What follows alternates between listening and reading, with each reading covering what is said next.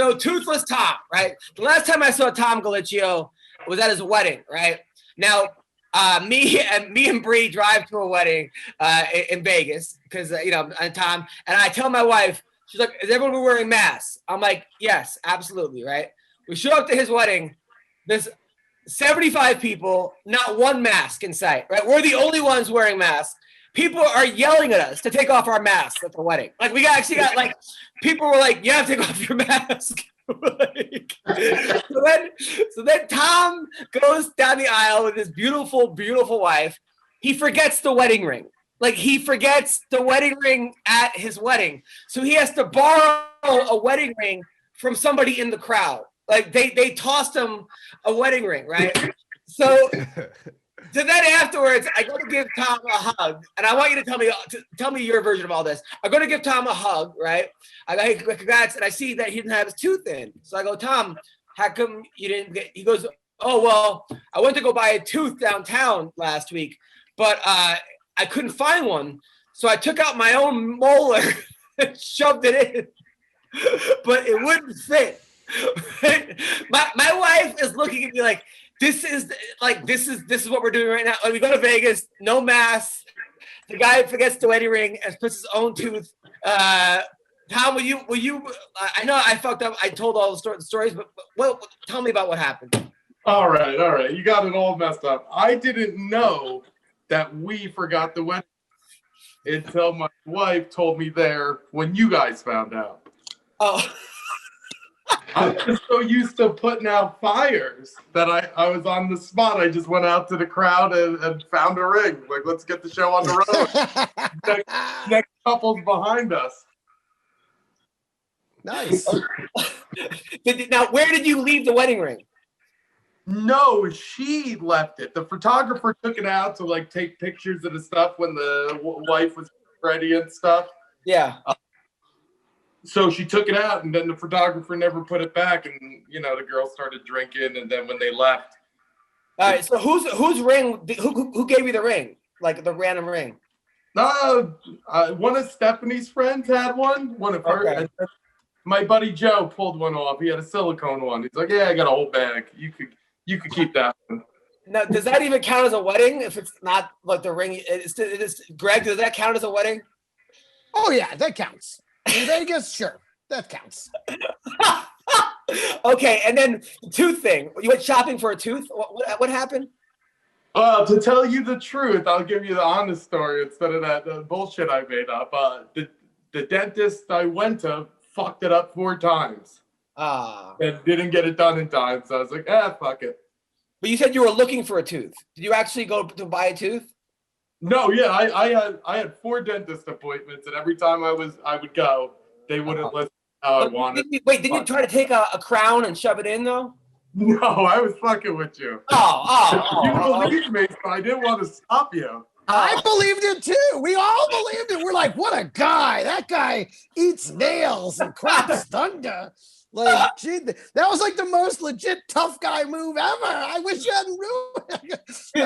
Then we go to the hotel, and I loved everything about this wedding, right? Because so I'm with Hendo, and I'm talking to Hendo, and we're getting into like QAnon theories, but like I'm like, this guy's crazy, and they believe all of it. So then we go into the hotel rooms, and they're serving Chick-fil-A, right? Which was awesome, but only 4 people are allowed at a time. Yeah, the security fucked with us the night before. I almost got into a fist fight with the security at the Golden Nugget. Wait, what happened? Well, they were letting everybody's in, and no problem. Night before the wedding, I had 3 people helping me carry stuff in. Security's, you can't have these people up with you. Sorry, COVID, only 4 people to a room. So then I fight with the hotel manager all night before my wedding, and then they got it. I could bring 20 people in. And then we were sitting, it was like that, and then I'm sitting next to Keith Berry with his porn star girlfriend who he's fighting with. She's like 23 or something. And I was like, I love your work. I didn't know she was, as a joke. She did not find that funny at all. I was like, I'm a big fan. What's your name? Like, I was just trying to be funny, but like nothing. I was fucking bombing pretty hard. All right, so now you moved to Chattanooga, Tennessee. to open up an MMA gym. Yes. Tell me about that. How's that going? Well, our grand opening was December 1st. Right. So hopefully January 1st we'll have our first day. Okay. Okay, so you're opening up now. Why Chattanooga? You know anybody out here who fights? No. Yeah, me either. So there's 200,000 people here. They need a gym, and I don't need competition. That's genius. Don't open another one in Vegas or in fucking Phoenix or something. Exactly. Yeah. Go where there ain't nobody. There's I heard that my trip in California next to Endo's gym. Yeah.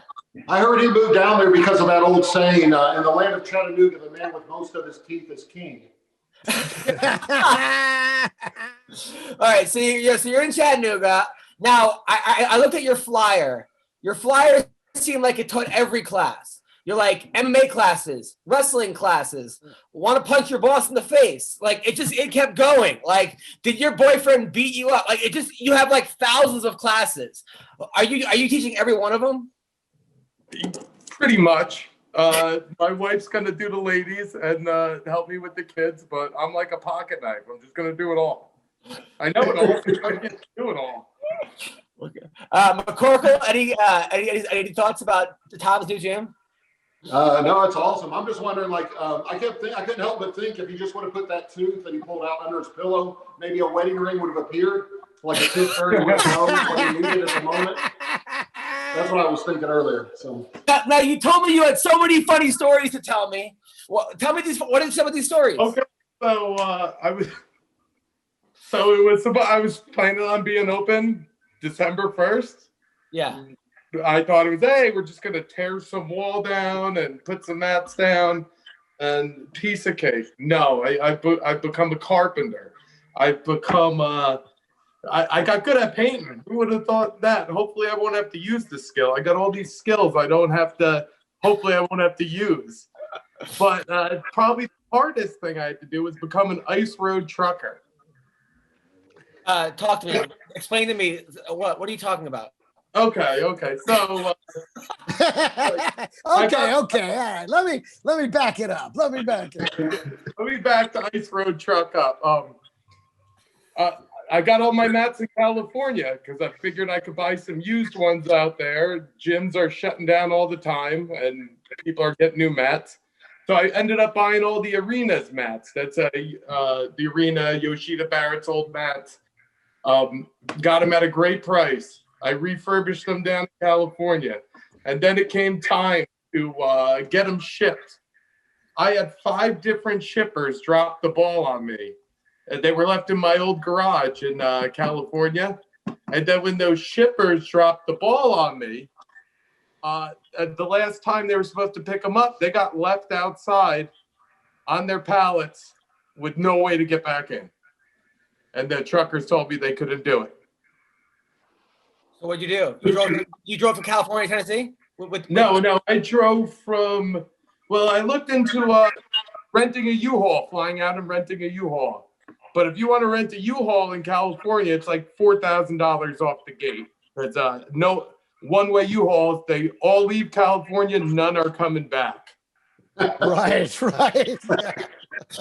then I looked into Vegas, and then it was $2,400. So I'm like, I can fly into Vegas, do that, pick it up there, drive back, $2,400. Then my shippers. Then I said, all right, somebody told me they had shippers that could help me. And then they got left outside. So I looked at a round trip from Chattanooga, and they charge you by the mile, $1 a mile. That's a lot of miles. It's like 4,000 or 5,000. So I found this little loophole. I booked a one-way from Nashville to Chattanooga, and then I had my wife, and I was able to book it up to 5 days. So I had my wife drop me off in Nashville, because it was 2 hours on the way. And I drove from Nashville to California to Chattanooga. Oh my God. 5 days. Wow. Last time I was in Nashville, I got kicked out of a bank for trying to cash a fucking bounce check that a college booker said it was. I had to go. I'm like, where's the check? It's in my office, and I went to the office, tried to cash it. Like, this is bounce. Then I drove to the college gig. It was a Christian school. They didn't tell me, and the kids were all getting credit for being there, either that or like church. And then within 3 seconds, the lady was like fucking giving me the slash. I had already lost money on the plane ticket. I had a bounce check and drove 4 hours. I get off stage. She makes a beeline to me, yell at me. I'm like, just so you know, this fucking check bounced. I don't have to be here right now. I'm doing you a favor by not getting you fired. And she was like, okay, cool. And shook my hand. So, all right. So now you have a gym. So now you're the only instructor, you and your wife. Me and my wife. Actually, we got another guy, John Billising. He was from California. Okay. And then where are you guys living? We got an apartment. I was originally going to live in the gym. That was the original plan. Like, let's just get out there and live in the gym. Actually, the plan before this was buy an RV and live in an RV in front of the gym. Right. I'm sure your wife was thrilled about that. Yeah, she was thrilled. She was just happy we were getting married. Right. And buy a place of your own, your own house, and we could move in any state you want. Okay, so now you guys have an apartment and you have a gym. Do you have any members yet? People are showing up. The police force reached out to me. The criminals reached out to me. Everybody. Wait, what criminals? The local thugs around here. They reached out. We prefer to be called Latin Kings. Does anybody actually join the gym, like paid you for the gym? Well, no, I can't take payment yet. I don't have that set up.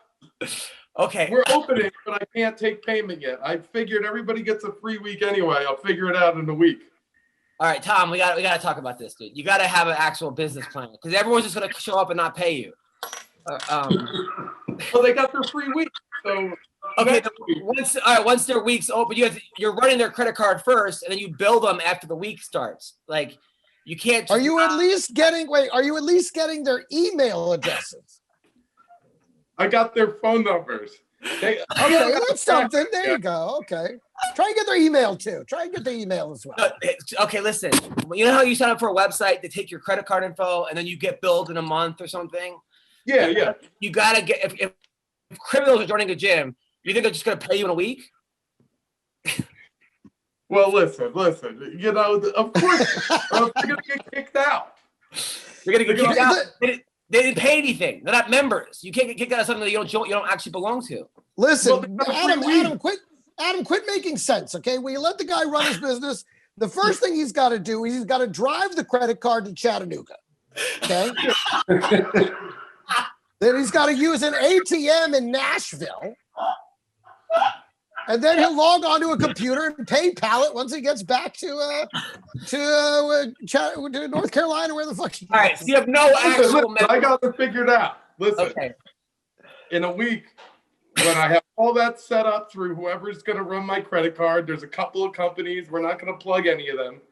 But, it gives me a week. Everybody gets a free week, so I don't need their credit card. That's a little personal. Hey, what's your credit card? What's your social security number? No, I know, but this is a business. Now, are people allowed to work out because it is COVID?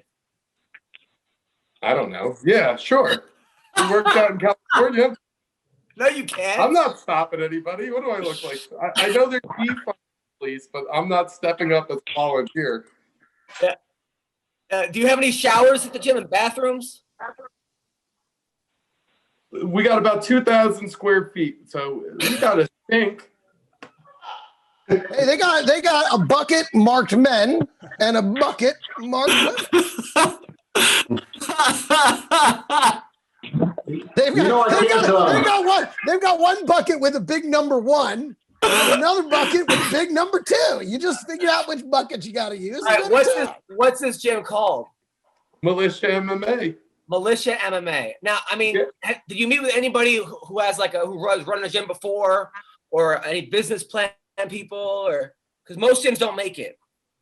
Yeah, most gyms don't make it. I hear that. And I could see you worrying over there for me. But don't worry. I personally, I don't know if we need to be worried so much about a plan, because the last guy that went to Tennessee in an RV with a plan ended up blowing everything up. So I don't know if All right. Now, what do you think about? Okay, so we have a Don Fry. You with us? Yeah, I'm with you. Yeah. Yes. Right on time. All right, so you're here with Corkle, Ween Dog, Greg Wilson, and Toothless Tom, who has a gym now. He opened up a gym in Tennessee. He has no paying members yet, but he's got 2,000 square feet, and he's teaching the classes. Now, your last business did pretty well. I don't know if you know this, by the way. So Tom went on Craigslist, opened up, and bought a candy thing, like I think a candy dispenser. And then he actually he went around and he bought like a bunch of them. Before you know it, he had his own candy business, and he was going to bars and putting in the candy machines. And you had a whole thing. You had like what, 50 fucking candy things, or yeah, I was a thousandaire. You were a thousandaire. Did you sell that? Did you sell that company? Yeah, I did actually to UFC fighter Jared Vandera. Okay. So, and how's he doing with it? He's dead now. It is now. He's in the UFC now, so hopefully he's still keeping up with it. Right. Now, Don Fry, have you ever run a gym before? Yeah, I did. I did not enjoy it, but all depends on your clientele. That's all. That's the bottom line. Now, okay, how many members do you actually have, Tom, right now of your gym? How many do I have? Yeah. I don't know. We didn't even have the first practice. All right. But are you paying rent for this place? January 1st, rent starts. I didn't pay rent during build out. Build out is, I'm about a day away from build out being done. And how much is rent? It all depends. About anywhere from 1,200. I think it ends around 1,400. 1,400 a month. Okay. Well, we got to 1,200 now. So we got to get some paid people, right? Sean, any advice to Tom about running this gym? You know what? Big John McCarthy told me he ran a gym with like 800 members. I guess they all wanted to be referees, but no, he ran an MMA gym and he said, get kids. He said, parents they're too lazy. They don't want to do anything, but they'll pay any amount of money for their kids to do a sport, especially the real insecure parents that want to have a tough kid. So he said, target kids because fighters never pay their dues. Adults they'll try it for a month and quit, but he said kids will be forced to go and their parents will pay any amount of money, 100 a month, 200 a month, whatever, as long as their kids are progressing or having fun. So that's what he did, and he made an awesome living with a bunch of kids. No, that's true. That's true about most karate dojos. I mean, they don't make their money teaching adult black belts. They make their money teaching 100 kids for 3 hours a day, and then they have the night class for adults and like, okay, cool. But all the money is made on the kids. Greg, you have any advice for Toothless Tom on his gym? I just did it. Ween Dog, any advice? I think the kid idea is a great idea. I go to 10th Planet Burbank. Well, I haven't been there in a while, but it seems like they had 50 kids there at a time for the children classes. I don't know how much they charge, maybe like $150 for a month per child. So it has to be a great killing if you have a decent number of kids in your gym. How much is it a month, Tom, for your gym? For my gym, $99 for adults, $79 for kids. Okay. That's very real. Any parent will pay that, dude. You get those $79. You can crank those out. And how many classes per week? With kids, we're going to 5 a week, 1 every day, Monday through Friday. All right. And we're going to separate it between like 7 and under and 7 to 12 and up. I know. Are you going to start a fight? I think if you're going to give them 5 classes a week, you need to double your price for the kids, man. That's a lot. Because for parents, it's just about having their kids occupied for a certain amount of time, So if you're going to do that, give them the opportunity to come 5 days. You should double your price on the kids. Oh, we will. It'll all come eventually. This is all pre-opening stuff. We're just trying to get it. I get it. You want to bring them in, right? Get it going, Yeah. the whole thing. I get it. I believe. You know what, Tom? I get you, and I believe in you. Fuck these other Now, guys. Sean had a business that didn't go very well. Sean had a fight. He had a fight business. I thought it was genius. He had MMA fights, boxing fights, hot girls doing pillow fights, and then you had like a pudding fight, and then in between, Sean went up and told the whole crowd every girl he fucked in his life. He had a list of 120 girls that you read off, but you got sued because people thought the pillow fights were fixed, right? No, they just the commission didn't appreciate having girls pillow fight between MMA fights. They were like, "We're going to be here all night with this rate." And I'm like, "Well, if you guys would have approved more of the matchups, I wouldn't have to do so many pillow fights. Like every 5 minutes, they were saying, you can't do that fight, you can't do this fight, you can't do that," like changing their minds. So I was like, "Okay, well, you're staying here till midnight anyway, because I'm getting a percentage of the alcohol sales. So we're going to be here till midnight regardless. So we'll just come up with something else." And one fight, I had a guy that's in prison for hitting a girl in the face with a hammer right now, but he was a pro fighter. I had him go out there. He was supposed to wrestle 2 or 3 pillow fight girls, but I told the pillow fight girls just to punch him in the face real hard and kick him in the balls. And they did. They just jumped him for real and beat him up. It was the funniest thing ever. Okay, now I gotta tell you, Sean, anything that you say that ends with the funniest thing ever really usually isn't. That's only because I started with, I watched Brendan Schaub's comedy special. It was the funniest thing. I gotta tell you, you cranking him on that comedy special is the only thing keeping it relevant. Now, Don, you recently asked me for a number for the Tempe Improv. Are you doing stand-up now? No, I'm going to sit down. That makes sense. Are you doing comedy for real? No, I got Rob Snyder's going to be up there, for New Year's Eve. So I'm going to go up there and see him. Oh, and, yeah. Weren't you in Rob's movies? Yeah, I did a movie with Rob. Yeah. 12 years ago, I guess. I don't know. Which one was it? The Big Stand. It was Big Stand, the prison movie. Right. That was a hilarious movie. You ever see that movie, Sean? I had a great time. Making that Rob movie. Schneider is going to prison. He's going to prison, so then he learns how to beat everyone up in prison by sticking his finger up their ass, basically. Rob's a great guy, man. He's a great guy. And shit, but I'll tell you what, he's a good person. He really cares about people. That's what's really good about it. Wasn't Bob Sapp in that movie too? Oh yeah, Bob Sapp. He stole the movie. Bob was fantastic. I think he stole the movie. He did such a great job. Now, Sean, I'm gonna have to check it out now. That's one of the ones I haven't seen. Now, Sean, you told me that Bob Sapp told you that he had 3 months to live. So he was throwing all his fights to raise money for a village or something. And that was 9 years ago. So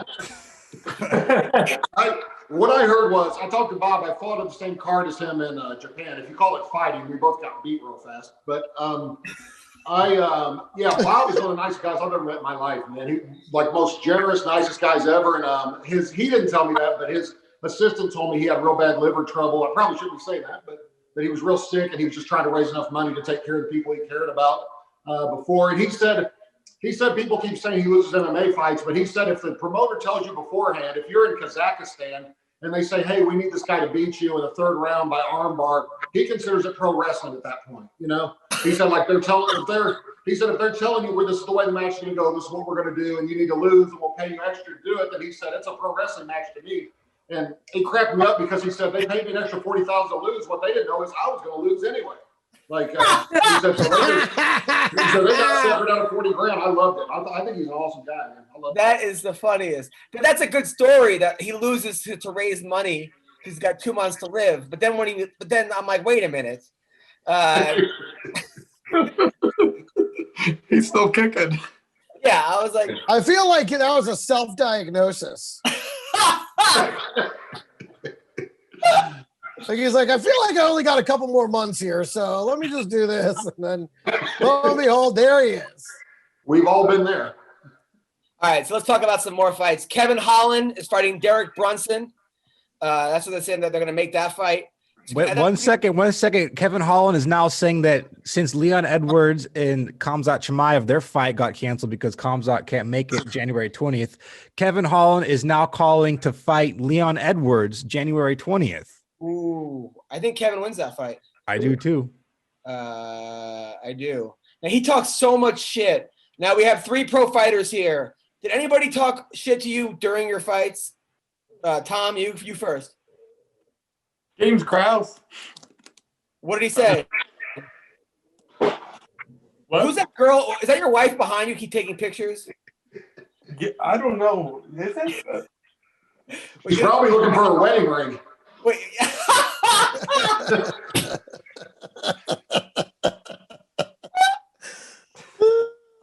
Sean, That's not a girl. That's Jesus Christ. Oh my God. How did you get that wrong?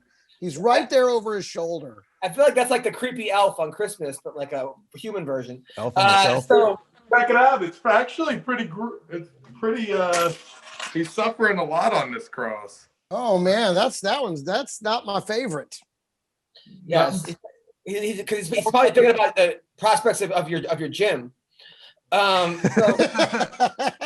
He's worried about your payment system.